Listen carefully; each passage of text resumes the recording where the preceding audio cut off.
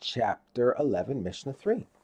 The first Mishnah of this chapter taught that when a Tame metal kli breaks and is repaired, or melted down and made into a new kli, the new kli has the same tuma as the first one had before it broke. Although this is merely a rabbinic decree, it applies not only if the original kli was certainly Tame before it broke, but even if it might have been Tame. Therefore, if someone finds a new metal kli and does not know whether it was made from a Tame kli or from something that was tahor, he must treat the new kli as possibly Tame.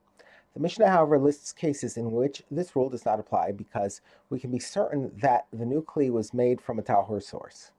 If someone made Keilim from iron ore, from a metal ingot, from the metal rim of a wheel, i.e. a metal ring that goes around a wooden wheel to protect it from rocks and stony ground, from sheet metal, from metal plating, from the metal bases of Keilim, from the metal rims of Keilim, from the metal handles of Keilim, from scraps of metal that were removed from a kli as it was being made, or from metal filings that were filed off a kli as it was being made.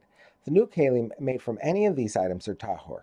There is no concern in any of these cases that the metal from which the new Keilim were made was Tame, and thus the new Keilim are also Tame, because these sources cannot become Tame. Rabbi Yochanan ben Nuri says even if a new kli was made from cut pieces, i.e. from the pieces of a metal kli that had been cut up, they are tahor. The Mishnah now lists cases in which we do have to be concerned that the new kli came from a Tame source.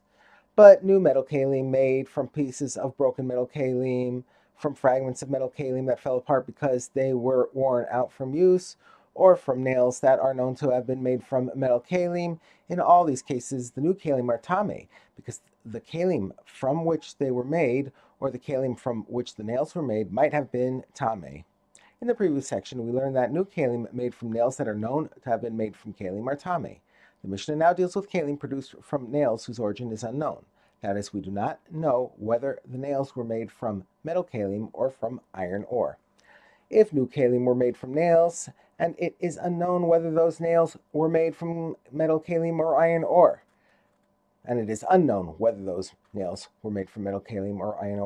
Beis Shammai rule that the new Keilim are Tame, but Beis Hillel rule that the new Keilim are Tahor, because there is a double doubt that leans in favor of assuming they are Tahor. A, the nails from which the new Keilim were made might have been made from iron ore, which was certainly Tahor, and B, even if the nails were made from metal Keilim, those old Keilim were possibly Tahor.